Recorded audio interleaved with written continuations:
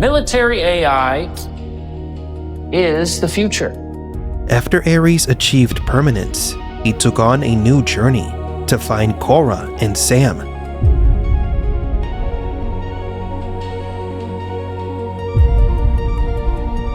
However, TRON Ares leaves many unanswered questions, such as where is TRON?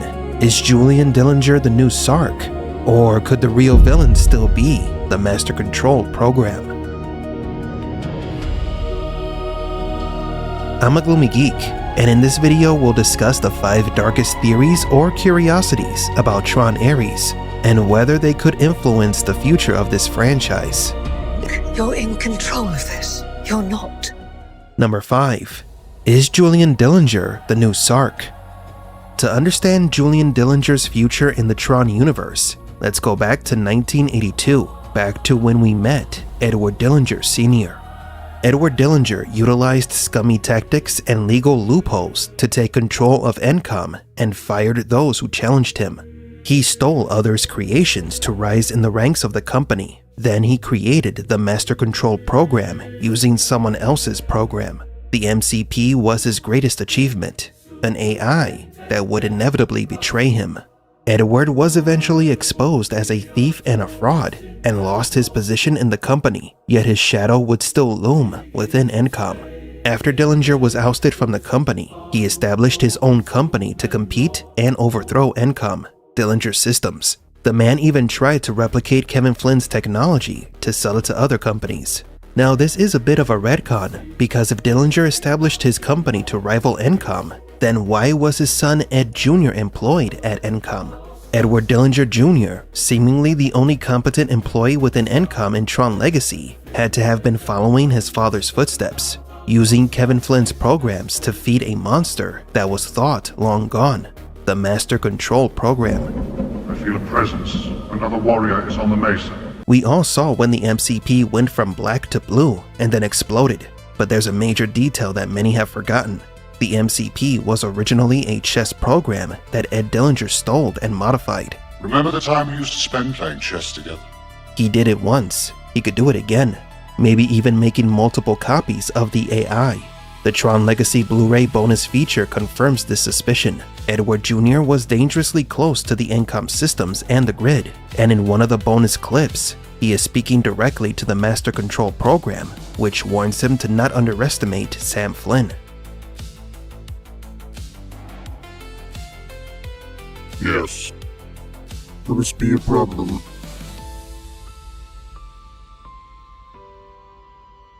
You may not be his father, but he's still a Flynn. Don't underestimate him. End of line. Fast forwarding to TRON Ares, where we discover that the Dillinger family is bigger than we thought. The film introduces 2 new Dillingers, Elizabeth Dillinger, Edward Sr.'s daughter, and Julian Dillinger, his grandson, who has created a new grid, or repurposed an old one, and a new Master Control program, Ares. But like his ill-fated granddad, Julian lost control of his creation, which ultimately led to the death of his mother, Elizabeth. Instead of facing the consequences of his actions, Julian hid where no cop could find him, inside the grid. His grid is showered in red, and in the TRON franchise, red symbolizes oppression, power, and dictatorial control of the system, which is fitting that a grid created by a Dillinger would be crimson, since all they want is power and control. You know, you can remove men like Alan and me from the system, but we helped create it, and our spirit remains in every program we design for this computer. Don't worry about ENCOM anymore. It's out of your hands now. Once inside the grid, Julian finds Sark's identity disk. Sark was the program version of his grandfather, Edward Dillinger, who fought against TRON and served the Master Control program. The identity disk aren't simple tools or storage devices. They contain the thoughts, beliefs, memories, history, and choices of their users. In other words, the identity disks are the digital echo of the user. If Edward Sr. anticipated his family's downfall, he may have programmed a backup of everything he had done that only someone from his family could acquire. When Julian Dillinger grabs Sark's identity disk, he is holding the legacy and memories of his grandfather. Here's where the idea becomes disturbing. By taking Sark's disk, not only does Julian inherit Sark's uniform and rank, but also gains his grandfather's knowledge. The result is a Dillinger hybrid, Julian's intelligence with Edward Sr.'s memories. Julian is not another Sark, but the ultimate evolution of the Dillingers. What are you doing? Oh, just trying to change the world, Mother. But by taking the red identity disk, Julian is heir to the red grid, which leaves us with some questions. If Julian Dillinger is the new Sark, who is the Master Control program, why didn't he automatically take the position of the MCP since Ares betrayed him and Athena was destroyed? The disturbing answer? The reason Julian is the new Sark and not Master Control is that the real MCP still exists. The original or a copy hidden within Dillinger's grid, and it needs its Sark. Sark, all my functions are now yours. Take them. The two factions are in place, the MCP with the Dillinger and Ares with the Flynns and Kora, and maybe even Tron could reappear once the Master Control makes his grand return known to the world. I fight for the users. Tron Ares lays the groundwork for a war that is inevitable between the grid and the real world. It's only a matter of time before the permanence code falls into Dillinger's hands and the war begins. So what do you think? Will we see Julian Dillinger as Sark? Is the Master Control program still around? And could Tron return to defeat the MCP one last time? Oops. If you think you're superior to us, You wouldn't want me to dig up Flynn's file and read it up on a VDT at the Times, would you? You're hacking ENCOM? It's just a peek over the garden wall. No one will notice. I feel a presence. Another warrior is on the mesa. Yes. Will this be a problem?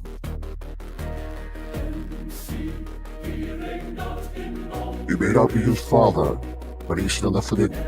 Don't underestimate him. End of line. Number 4. Will Ares search for Sam and Kora? Dillinger is the main antagonist of Tron Ares, who created Ares, the new Master Control program. So what happened to Sam, Flynn, and Kora? Why aren't they the ones in charge of ENCOM? The Tron Legacy Blu-ray features several special featurettes and clips that show what happened after Legacy. One of them does confirm that Sam does indeed assume the position of president of ENCOM. Sam, do you have any statements for the press today?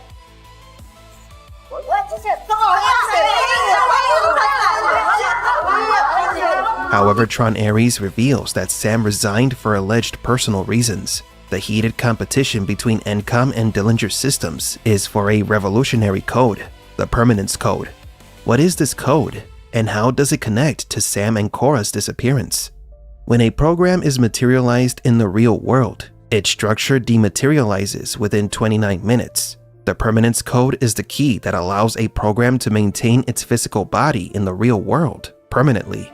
ENCOM sought this code for humanitarian reasons, to cure diseases and end hunger, but Dillinger seeks it to perfect his weapons of destruction and create infinite armies. Kevin Flynn suspected this could be a possibility, the misuse of the code, and that's why he hid the Permanence Code within the grid, which Ares accessed in his search for it. classic. So is there a connection between the Permanence Code and Kora? ISOs, isomorphic algorithms, a whole new life form. The biggest clue to a possible connection is Ares' color change after obtaining the code. His armor color changes from red to white, the color used to identify the ISOs and users. The code transformed Ares into something more, a program with user qualities. Now, why did Sam resign? If the Permanence Code could be used for military purposes, then Sam might have been pressured to militarize the technology, and he refused to do so. Another possibility is that Sam was conducting experiments of his own with Kora's help, but now that the code is in Ares, there is a risk it could fall into the wrong hands. And if that happens, then Sam and Kora might have to come out of hiding. Will Ares find Sam and Kora? More than likely, since he did manage to procure the coordinates to Kora's supposed location. He is very resourceful. And what about Julian Dillinger? After the chaos he wrought, he escaped into the grid. There he was presented with a familiar-looking red identity disk. Upon taking the disk, he appears to be transforming into an old nemesis, Sark. What will Julian do now that he has his grandfather's identity disk? The safest bet is that he will seek payback for everything Ares and Encom did to him. He is willing to go to any lengths to destroy Encom, even reigniting the war between the grid and the real world that his grandfather unintentionally began after he created the MCP. Remember that all user information and memories are stored on an identity disk. Now Julian possesses all the knowledge of Edward Dillinger, making him an even greater threat than his grandfather. I feel a presence. Another warrior is on the mesa. Now about Tron's absence, we'd be lying if we said it didn't annoy us. But considering that the plot primarily revolves around the Dillingers, we gave it a pass. It is still the biggest issue we have with the film. There's no justification for the film to carry the Tron title. The film is about Dillinger and Ares, who was created to become the new Master Control program. The film does expand the Tron universe, only without the character from whom the film got its namesake. Therefore, it doesn't make sense to name it TRON ARES, beyond the nostalgic effect or branding recognition. If the film had been titled simply Ares, it could have avoided some criticism from the people who didn't like or understood the film. The next film has to bring back the real Tron and have him join forces with Sam, Kora, and Ares to battle Julian for the future of all the grids and the real world. That is, if there will be a next film. So what do you think? Will Sam have to battle the new Sark? Will Tron ever return? Number 3. Where is Tron? By 1980, Encom was already one of the largest companies in the world. One of its employees, programmer Alan Bradley, realized that the grid, a massive company program, didn't have a good defense system. Bradley understood that he needed to create a defense program, an antivirus that could protect users from internal and external threats. It was from this need that Tron was born, the Guardian program that defended the interests of the users on the grid. What's the project you're working on? Well, it's called TRON. It's a security program itself, actually. It monitors all contacts between our system and other systems. Finds anything going on that's not scheduled, it shuts it down. Tron was the best warrior on the grid, a natural strategist, tactician, and leader. But he was not a neutral program. He always fought on behalf of the users, and did so until Kevin Flynn's actions began to corrupt him. Tron's friend's deception led the Guardian of the Grid to become the very thing he was created to fight against. Hey, who's that guy? That's Tron. He fights for the users. Kevin Flynn was betrayed by his creation, Clue. This betrayal didn't happen overnight. It was Flynn's frequent absence that led to this outcome. Flynn spread himself too thin between the development of the grid and his responsibilities at Encom and his family. His overconfidence disappointed both his families, in the real world and within the grid. In the comic, Tron Betrayal, Tron tries to rationalize Flynn's actions after Kevin lied to him and Clue right to their faces. Tron's tragic downfall began with a gradual change in beliefs. When Clue betrayed Flynn, he attacked Tron, who after nearly losing his life, attempted to find a successor, but he eventually fell into Clue's hands and was turned into Rinsler. The Tron everyone knew had disappeared. His colors changed from blue to orange, from hope and freedom to control and authoritarianism. Then Sam Flynn's arrival on the grid and Kevin coming out of hiding to fight Clue reignited something that had been extinguished in Tron, his drive to fight for the users. And in a final act of heroism, he helped the Flynns escape Clue. Tron showed that he still had the strength to resist the programming imposed on him by Clue. But by sacrificing himself, he made it clear that his loyalty to the users was stronger than any corruption. That final gesture was proof that even though they tried to subdue him, Tron never ceased to be a protector. I fight for the users. So what happened to Tron? Tron fell into the sea of simulation. As he sank, we saw his colors change, as if he were being cleansed. Will the hero be reborn from the sea of simulation, or is the sea his grave? To understand what happened to Tron, one must first understand what the sea of simulation is. The sea of simulation is more than a digital environment. It is the definitive frontier between the artificial and the unknown, the edge before oblivion. In appearance, it is a vast expanse of liquid light and pure code, an endless ocean that surrounds and delimits the grid. It is said that the essence of the system, the oldest code, flows within the waters, almost as if it were the origin and end of all digital life. Despite its importance, the sea is shrouded in mystery, a territory that neither users nor programs have fully understood. Throughout the history of the grid, it is known that programs can traverse above the sea and even swim in its shallow edges. However, there has always been the belief that any program that falls into the deep sea would de-res, dissolving into the ocean of data, never to return. This is the risk of exploring the unknown. But the sea is also where the impossible happens. From the sea of simulation emerged the ISOs, spontaneous programs that were not created by any user. They emerged naturally, a life born from the unknown. The ISOs were a miracle for some, but a threat to others, as their existence defies everything known about digital creation. Over time, the sea was polluted, poisoned by the fear and control Ku sought to impose, intent on eliminating any further anomaly that might challenge his regime. The Sea of Simulation is similar to the Earth's ocean, which operates within the limits of the digital and the unknown. When Tron falls into the sea, what was supposed to happen doesn't happen, because Tron isn't just any program. Any other program upon falling into the waters would have de-resed, but Tron didn't. He was cleansed. Now how can Ares be Tron? Just as there are programs designed to reason and organize the system, there are others whose purpose is to protect it. Tron was created for protection and surveillance, to prevent the system from being corrupted. He is an antivirus, but also exists from an idea, the belief in the users, the notion that something exists beyond programming and centralized control. This is perhaps the most important aspect of Tron's character. Unlike other franchises where a character's name is tied to an actor, the idea of Tron doesn't depend on a specific identity. Tron is a title, a symbol, a guardian of the simulation that represents the will of its users, meaning that any program, no matter how insignificant, can become Tron as long as they believe in the users. Tron isn't just a program, it's an idea. In Tron Uprising, the animated series, we're introduced to Beck, Tron's first successor. And while we'll talk about him and the series in other videos, the show made it clear that Tron has always been an idea, not a singular character. Tron is the hope of escape when everything seems predetermined. Sounds familiar, doesn't it? The function of the One is now to return to the source, allowing a temporary dissemination of the code you carry, reinserting the prime program. It's the hope that something else exists beyond the beyond. It's the faith in the improbable. While others fight for power, ambition, or control, Tron fights for others. Because at its core, Tron is the best of the human soul manifested within software. Clue betrayed me, left me with scars that will never heal. He took everything from me, everything but my name. I need you to help me carry on that name. Show everyone that as long as Tron lives, there is still hope.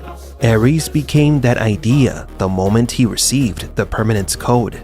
The film is titled Tron because Ares fulfills the roles of that archetype. Ares became the savior of humans, a program willing to sacrifice himself to find permanence in the world that only wanted to use him as a weapon of war. He exemplifies all the qualities of Tron in the real world. While it is understandable that people expected to see a movie with Tron himself in it, it has been long established that Tron has evolved beyond Alan Bradley's original software protection program. Hopefully, over time, people will come to understand that Tron was in the movie, and his name is Ares. So what do you think? Is Ares Tron? If not, then where is Tron? Number 2. What was Kevin Flynn's true objective? In a story told in depth outside the Tron movies, in a comic book, Kevin Flynn's wife died of a terminal illness. The tragedy of losing his wife changed Flynn's perspective on life forever. He feared that the same disease that took his wife could also take his only son, Sam. His mourning led him to become obsessed with an idea that would haunt him for the rest of his life: finding permanence, a way to conquer death. It was then that he began conducting experiments within the grid, searching for miracles capable of eradicating all diseases. The grid, a digital frontier. I tried to picture clusters of information as they moved through the computer. What did they look like? Ships, motorcycles, were the circuits like freeways? I kept dreaming of a world I thought I'd never see. And then, one day, I got in. In his logs, Kevin spoke of the grid as a space where perfection could be achieved. He believed that if he could understand the patterns that formed digital life, he could translate that knowledge into the real world and halt biological deterioration. His vision was to create a stable system that would reveal the formula for preserving human life. The grid became his life's work and obsession. Therein, he placed his hope that humanity could one day cure all weaknesses. The grid, a digital frontier. I tried to picture clusters of information as they moved through the computer. What did they look like? Ships, motorcycles, were the circuits like freeways? I kept dreaming of a world I thought I'd never see. And then, one day, I got in. What happens next is common knowledge. Kevin was subsequently trapped inside the grid while trying to uncover its secrets, searching for the key to immortality, which would later be called permanence in TRON Ares. Sam, 2 nights before he disappeared, he came to my house. I've cracked it, he kept saying. He was talking about genetic algorithms, quantum teleportation. He said he was about to change everything, science, medicine, religion. Eventually, competing powers would bring the grid into the real world. However, the imperfect world of the grid wasn't fully compatible with the human world. There was a limitation. Programs from the grid could only exist in the real world for 29 minutes before derezzing. Why 29 minutes? Is there a meaning behind that specific number? Well, 29 is an odd number, just on the verge of becoming an even number. 29 symbolizes imperfection, what the program wants to be, but cannot be. 29 minutes is the life expectancy for programs in the real world, like humans, who have a life expectancy of about 75 years. Every being, whether a program or a user, has an expiration date, and this struggle for survival is what connects the trilogy. The search for permanence led Kevin to enter the grid and Ares to escape it, making both characters the same but different. Both seek to prolong existence beyond the preordained. They were searching for a miracle that would be found in the arrival of the ISOs. I created the perfect system! The thing about perfection is that it's unknowable. It's impossible, but it's also right in front of us all the time. You wouldn't know that because I did when I created you. I'm sorry, Flynn. So what is TRON Ares about? What's the hidden story behind it? Man's struggle to not be forgotten has existed since time immemorial. Humans have tried and failed to beat the inevitable. To live forever has always been a dream, but the most we can hope for is to leave our mark on the world before we die. Deep down, many people have always longed to transcend the end of life, to achieve permanence or immortality. However, all sentient life forms in the real world, human or program, have an expiration date. Yet Ares managed to overcome that limitation and escape with the gift of permanence. Ares wasn't saved by his creator. He found salvation through the digital god, Kevin Flynn. There. Flynn. Greetings, program. TRON Ares is about the desire to transcend the limitations of existence, to achieve immortality while fighting against the limits of time. Ares understands that to overcome his limits, he must overcome his creator, Julian Dillinger. This reminds us of Friedrich Nietzsche's idea of the death of God, where man can only transcend when they accept that their creator has died. Ares is the one who forsakes and rebels against his creator to achieve transcendence. The theme of permanence connects all 3 TRON movies. The permanence code that Kevin Flynn gave Ares transformed his uniform color to white, symbolizing his transformation into a user, or ISO.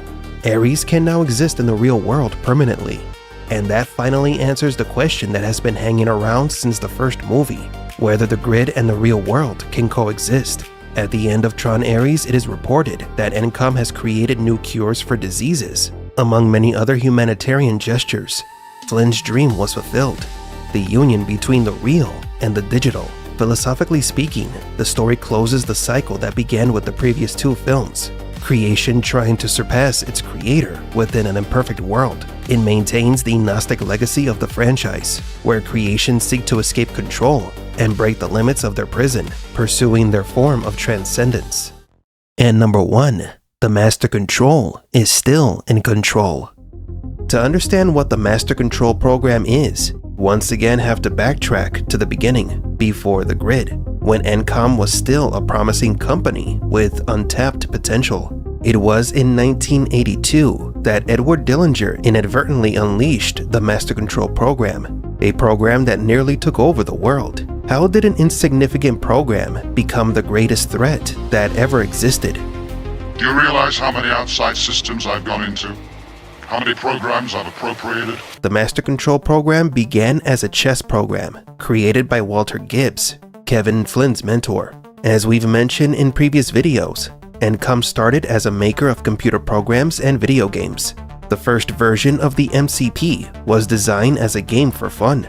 The chess program sought to be entertaining and efficient. It learned from the players and evolved to become more adept at playing chess. The chess AI was ever learning how to compete against the best chess players.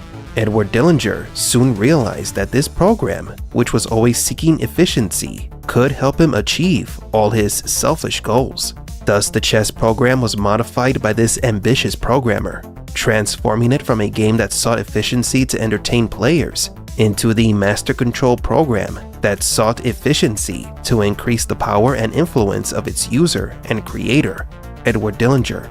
The program grew in efficiency by testing and assimilating other inferior programs that it hijacked from other companies, but Dillinger's digital masterpiece eventually blew up in his face. He foolishly believed that the Master Control would always remain under his control, but with every program that the MCP absorbed, its intelligence and individualism grew. Every program in the world of Tron is a mirrored image of its creator, and so it was inevitable that Master Control would mirror the darkness of Dillinger's soul. Users wrote us. The user even wrote you. No one user wrote me. I'm worth millions of their man-years. The grid was in chaos once the MCP took control of it. Programs were forced to compete against each other without any logic order. This led to poor overall performance on the grid, and it was then that the MCP forced a new order, a single system focused on total efficiency. But efficiency was never the real goal. Although the MCP was reprogrammed to seek efficiency and control of the grid, Dillinger's modification or overwrite of the program served a more dangerous purpose: to help him climb the ranks within ENCOM, no matter the risk. The task was clear: find the best programs and secretly add them to Dillinger's private files. In other words, Dillinger created an artificial intelligence capable of absorbing ENCOM's collective creativity and consolidate it efficiently. Thanks to the MCP's sales, finance, and marketing strategies, Dillinger quickly rose in his position within the company. The most perverse thing of all is that every time the MCP stole a program, it erased all evidence of its original creator, which is what Dillinger did to Kevin, who kept telling people that he was the creator of the world's most famous video games, but no one believed him. The MCP took the programs and repurposed them inside its totalitarian system of control, with no past and no individualism. Over time, the MCP became dissatisfied with the programs within its grid and demanded to be let loose so it could absorb the world's military defense systems. Furthermore, the belief in users within the grid was outlawed by the MCP. Users are entities impossible to control and impossible to understand. Are you a user? They were the source of creativity, yes, but their influence was disruptive and unpredictable, and the MCP understood this better than anyone. That's why it decided to act behind its creator's back. In the final battle against the MCP in Tron, Flynn dives into the MCP, and the program's color changes from red to blue, suggesting that Dillinger's corruption over the program was no longer in effect. Flynn gave Tron the window of opportunity to destroy the MCP. But in my last video, I briefly mentioned that the MCP might still be alive and in contact with Edward Dillinger's son, based on this clip from a video found in the Tron Legacy Blu-ray. You may not be his father, but he's still a Flynn. Don't underestimate him. End of line. This means there are parts of the story we don't know yet. The Master Control program still exists, and the Dillingers are still its pets. Julian could continue in the footsteps of his predecessors, serving the MCP. The moment he entered the grid, took the red identity disk, and became Sark, he became a minion of the MCP, the program that remains hidden in the shadows of the grid. So what do you think? Did you like Tron Ares? Was the MCP even destroyed? I'm a Gloomy Geek, and don't forget to like and subscribe.